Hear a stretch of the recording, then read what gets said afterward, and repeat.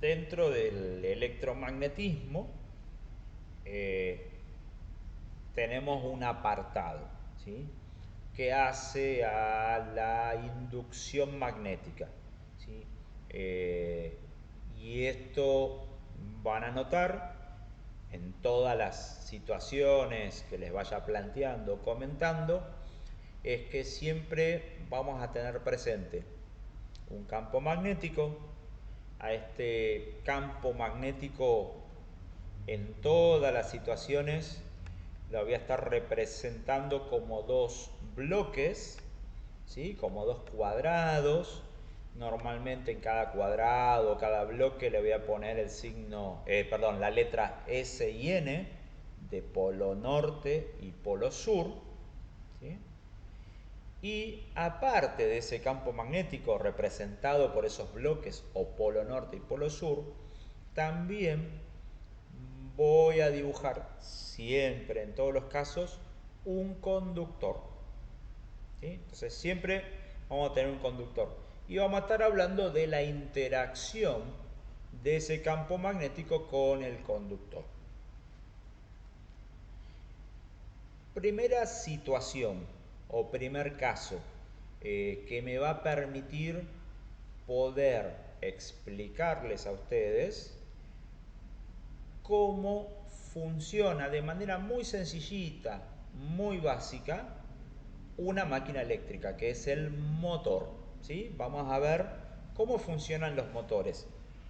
Desde lo básico, vamos a hablar de un motor elemental, ¿sí? No nos vamos a meter en un motor específico, ni en un motor trifásico, ni en un monofásico, ni en el motor de la bomba, ni del extractor, no. Un motor elemental, muy, muy, muy básico, ¿sí? En otro momento hablaremos específicamente de cómo funcionan los motores en particular, ¿sí? Motor elemental. Para tener un motor básico, como les comenté, necesito de un campo magnético y de un conductor que esté metido adentro de ese campo magnético con un detalle. Por el conductor tiene que circular corriente. ¿Qué es lo que va a ocurrir? A ver, por un lado voy a tener el campo magnético del imán, ¿sí? De esos polos, con su respectiva dirección, ¿no? Voy a tener los polos norte y sur y las líneas de fuerza que salen del polo norte e ingresan al polo sur. Eso por un lado. Pero por otro lado, tengo el conductor, ¿sí? Fíjense que les dibujé el puntito amarillo de corriente, ¿sí? Entonces estoy hablando de una corriente saliente desde mi pantalla, desde la hoja, y producto de ese sentido de circulación de corriente, se crea alrededor del conductor un campo magnético con una dirección, ¿sí? Que es la que tienen marcadita acá en verde. Entonces, punto inicial o punto de partida, tengo un campo magnético del imán y tengo un campo magnético del conductor por el cual circula corriente. Cuando interactúan estos dos campos magnéticos y el conductor se mete adentro del campo del imán, lo que va a ocurrir es lo siguiente. La línea de fuerza del imán se va a ver, a ver cómo decirlo, va a resultar deformada, ¿sí? Se va a desplazar siguiendo la dirección del campo magnético del conductor, ¿sí? Como que se deforma el campo. Se los estoy dibujando ahí medio deformado, medio desprolijo. Habitualmente, el campo magnético del imán es mucho más grande que el campo magnético que se crea en el conductor. Y producto de ello, lo que hace es el campo magnético del imán expulsa al conductor. ¿Para qué? Para volver a tener la misma forma, ¿sí? Para volver a ser un campo magnético uniforme. Ahora, si en este caso por una interacción de campos magnéticos muevo un objeto, desde la física sé que si necesito mover un objeto, le aplico una fuerza. Acá, por interacción de los dos campos magnéticos, moví un conductor. Y eso me permite decir que en esta situación creo una fuerza necesaria para que el conductor se mueva. ¿Sí? Ahora, ¿cómo este efecto se transforma en un motor? ¿Sí? Pues yo les dije que les iba a contar cómo funcionaba un motor. Para tener un motor, en vez de tener un conductor recto, tengo una espira. ¿Sí? El rulito que yo les había comentado en el encuentro anterior. Entonces, por la espira hago circular corriente en una dirección. Al hacer circular corriente en una dirección y esa espira la introduzco adentro de un campo magnético, creo no solo una interacción de campos, creo dos, porque voy a tener una porción de la espira que está arriba, próxima, no sé, al polo norte, por decir algo, y una porción de la espira que va a estar próxima al polo sur. Como los polos magnéticos son diferentes y visto desde la espira la circulación de corriente es opuesta, se va a crear en las dos caras de la espira una fuerza, ¿sí? O sea, voy a tener dos fuerzas en realidad, ¿sí? Y estas dos fuerzas, como pertenecen a la misma espira y las provoca la misma corriente del campo magnético, van a ser iguales, pero de sentido opuesto. Si la espira está montada sobre un eje, esas dos fuerzas iguales pero opuestas van a lograr el giro del motor, el giro de la espira, perdón. ¿Sí? Y como estoy hablando de fuerzas, voy a tener un par motor, un par de fuerzas que voy a llamar par motor. ¿Sí? Ese par motor va a ser la potencia mecánica que va a tener el motor para mover algún objeto. La espira cumple la función de la parte rotante o rotor, ¿sí? La que tiene el eje de cualquier motor eléctrico, y los polos cumplirían la función de la parte que se queda quietita, de la corona del motor, o que se queda estática, que muchas veces van a escuchar el nombre de estator. ¿Eh? O sea, primera máquina ya descripta. Por ahí si lo veo más, justamente eso que les estaba contando. ¿Sí? Tengo los polos o las piezas polares, ¿sí? Que serían las bobinas. Ahí agarrando la foto, dame un segundito. ¿Sí? Acá tengo la foto de un estator. ¿Sí? Y eso que en el dibujo aparece como norte y sur, serían estos polos, los polos magnéticos con sus respectivas bobinas. ¿Sí? Y por acá obviamente tengo que hacer circular corriente para que se cree el campo magnético en el motor. Internamente, chico, esto, ¿sí? Tengo las bobinas del rotor, ¿sí? O las bobinas que giran o la espira, y dependiendo del caso, tendré algunas piezas, algunos anillos de cobre con sus respectivos carbones o escabillas que me permiten alimentar al rotor para que se produzca esa interacción, ¿sí? Se produzca el par de fuerza y el giro que tiene que tener un motor. Bien. Si avanzo un poquito más, voy a tener que hablarles de la experiencia de Faraday. Quizás el apellido por ahí para algunos es conocido, pues se habla de la jaula de Faraday, pero Faraday fue un físico en su época, hoy diríamos que es un físico, y Faraday lo que hacía era estudiar la interacción justamente entre las corrientes, los cables y los campos magnéticos. Dicho de una manera muy sencilla, ¿no? Y Faraday experimentaba cosas. Dentro de la experimentación, él tomó, acuérdense lo que yo les dije que siempre tenemos que tener, él tomó un campo magnético y un conductor próximo a ese campo magnético, ¿sí? Acuérdense que siempre les dije, todo lo que les voy a explicar va a tener campo magnético y conductor.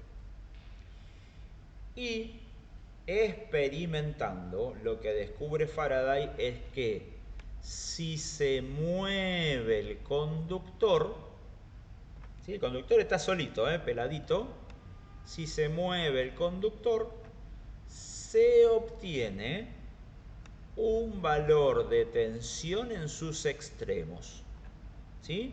Es decir, que si yo quisiera generar tensión para mí, tendría que agarrar un imán y, no sé, una bobina de cobre y si muevo la bobina de cobre y le pongo un voltímetro o le pongo un LED, el voltímetro me indicaría un valor de tensión. Dependiendo de la cantidad de vueltas que tenga la bobina, el LED se me empieza a encender, ¿sí? Lo mismo ocurriría si dejo quieta la bobina y muevo el imán, muevo el campo magnético. Esto se conoce como inducción, ¿sí? Entonces, cada vez que tenga un campo magnético y un conductor, y uno de los dos se empiece a mover, voy a obtener tensión.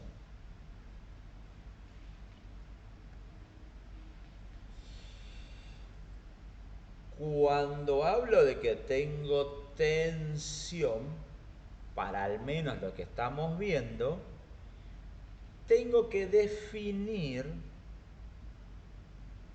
el positivo de esta fuente de tensión y el negativo de esta fuente para poder determinar el sentido de circulación de corriente, ¿sí? Y acá va a aparecer la regla de la mano derecha. En la regla de la mano derecha lo que voy a hacer es tener la mano abierta, ¿sí? Con el dedo pulgar a 90 grados y voy a utilizar el dedo pulgar para indicar el movimiento que tiene el conductor. Voy a suponer que el cable se mueve y el imán está quietito. La palma de la mano me va a determinar la dirección del campo, ¿sí? Y el resto de los dedos extendidos me va a indicar la puntita de los dedos dónde está el positivo. Veamos dos ejemplos de ejercicios de inducción. La consigna de un ejercicio de inducción, como mínimo, me va a decir que determine la polaridad del conductor. Entonces, ¿qué es lo que tengo dibujado? Un conductor, representado acá por esta línea gruesa, ¿sí? Y tengo que decir cuál de sus extremos, el A o el B, cuál de sus extremos es el positivo, ¿sí? ¿Qué más tengo dibujado acá? Una flecha o un vector acompañado de la letra B corta, que me dice cuál es la dirección de movimiento. ¿Sí? Lo que tengo que interpretar es que el conductor se mueve desde el extremo de la hoja hacia el centro. ¿Sí? La dirección que tiene B. Y lo otro que van a notar es que hay cruces con una letra B mayúscula en imprenta, que es la de campo, y esto quiere decir que el campo magnético es entrante. Entonces, primero primero agarro la mano derecha y la abro para poner el dedo pulgar a 90 grados. Segundo, si tengo una cruz, que quiere decir que el campo magnético es entrante, la palma de la mano va sobre la hoja. Bueno, en mi caso ustedes no me ven, pero yo apunto ahí como si pusiera contra la pantalla. Y luego tendría, sin girarla, sin cambiar de posición la palma, tendría que girar la mano para que el dedo pulgar quede orientado en la dirección de B, quede orientado hacia el centro. Primer caso, tengo un campo magnético entrante. Si aplico la regla de la mano derecha, obtengo que el terminal B es el positivo de esa barra. ¿Sí? Ahora, si tengo el otro caso en donde cambió la dirección del campo magnético, ¿sí? Al haber cambiado el campo magnético, la polaridad en la barra va a cambiar, ¿sí? Y por lo tanto, el extremo A va a ser el positivo. Bien, esto que acabamos de ver nos va a dar la idea de cómo funciona un generador eléctrico. ¿Sí? Hago una aclaración y me voy a valer de la imagen, de la foto que tengo en la parte inferior. O sea, un generador eléctrico, ¿sí? Necesita siempre tener acoplado un motor auxiliar, ¿sí? Un impulsor.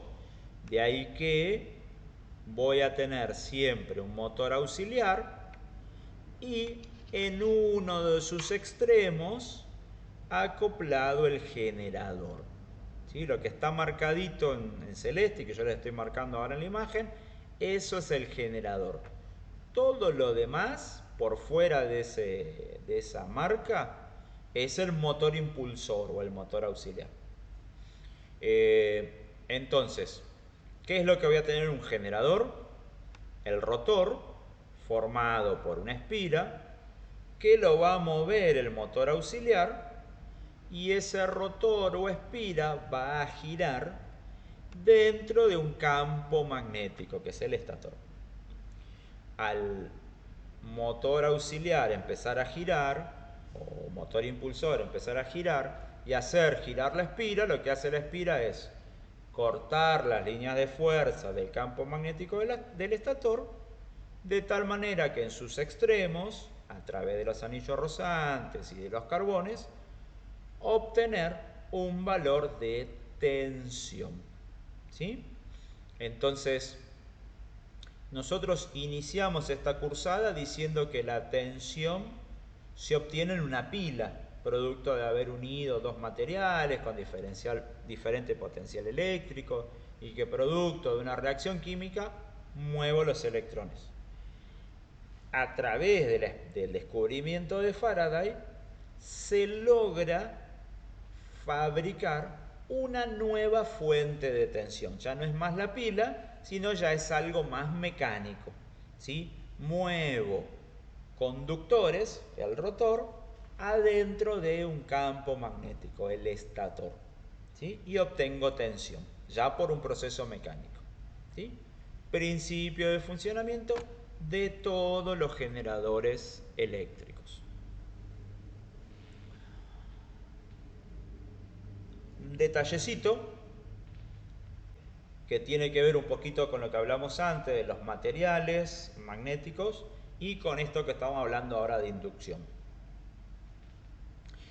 En su momento les había comentado que las bobinas se enrollan sobre chapas de hierro, ¿sí? Para que el campo magnético sea más intenso, ¿sí? Para aprovechar la mayor cantidad de campo magnético. Ahora, esto trae un pequeño problemita. En las chapas de hierro, producto de ese campo magnético, como el hierro es conductor, malísimo, pero conductor de la corriente, se va a inducir en las chapas corriente. ¿Qué quiere decir esto?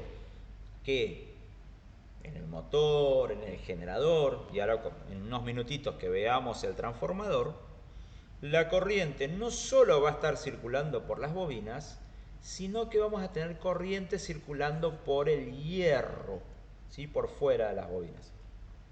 Eso es una pérdida porque obviamente no me sirve para nada que circule por las chapas de hierro, por las bobinas, por el núcleo de hierro, perdón. Y de alguna manera lo tengo que reducir ese efecto. No lo puedo eliminar, ¿sí? Porque voy a tener hierro y por lo tanto siempre voy a tener inducción.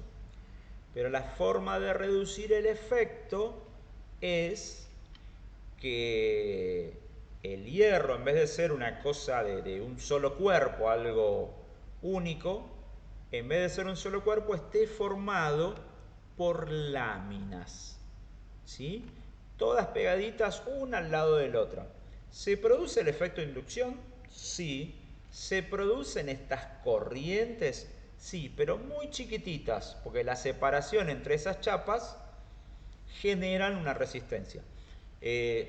Para dar un ejemplo, a ver, para que ustedes puedan visualizar a qué me estoy refiriendo, si en algún momento vieron que algún colector urbano agarró un transformador y lo que quiere aprovechar es el cobre para comercializarlo, alrededor de donde destrozó o desarmó el transformador, quedan unas chapitas en forma de E y en forma de I.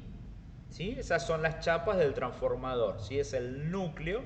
Y todos los transformadores van a ver que tiene chapitas justamente para eso, para reducir el efecto de estas corrientes. En particular, a estas corrientes se le da el nombre de corriente parásita o de corriente de Foucault, que fue el que los descubrió. Se considera una pérdida, pero también se le suele dar algún uso. A nivel industrial existe, por ejemplo, el electrofreno. Normalmente uno tiene el eje de un motor, ¿sí? Que está girando y cuando a veces le saca la alimentación al motor, dependiendo de lo que tenga acoplado, necesita que el motor quede clavado, ¿sí? Si le saco tensión no tiene que girar más y de la manera más rápida posible. Lo habitual es que uno le saca alimentación al motor y este sigue girando por inercia. Y hay a veces que uno no necesita, un sistema no necesita que haga eso, sino que corte. Bueno, lo que se le suele hacer al motor es aplicarle un electrofreno. ¿Sí? En el eje del motor se suele poner un disco metálico y alrededor de él, sobre el eje, un electroimán.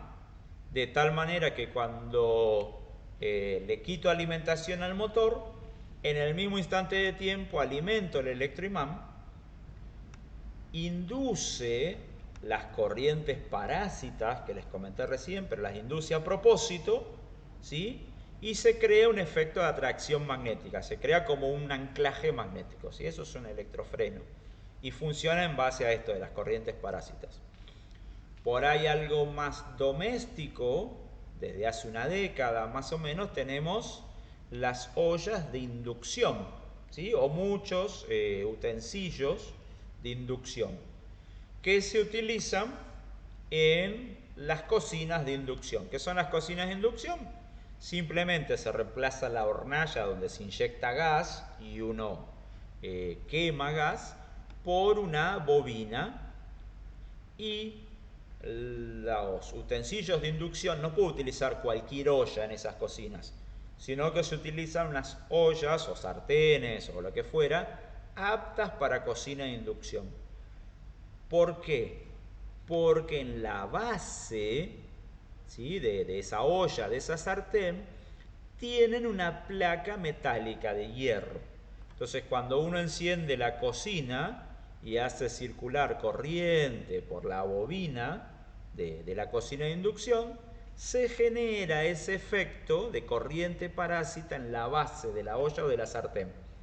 La circulación de corriente me genera calor y por lo tanto el alimento que haya puesto adentro de la olla se empieza a calentar, ¿sí? Y se cocina, se produce la cocción. Ese sería como un uso de las corrientes parásitas. Bueno, ya lo último como para terminar, la tercera máquina eléctrica, que es el transformador. Los transformadores funcionan por algo que se llama inducción mutua. O sea, el efecto que les fui contando hasta ahora, pero en vez de tener una bobina, tengo dos. ¿Sí? Y las dos bobinas las enfrento. Las pongo próximas entre sí. Entonces, cuando le aplico tensión a una bobina, crea un campo magnético, y ese campo magnético de la primera bobina va a actuar sobre la segunda bobina y va a producir en la segunda bobina un valor de tensión. Voy a decir dos palabritas que quizás para algunos sean más conocidos.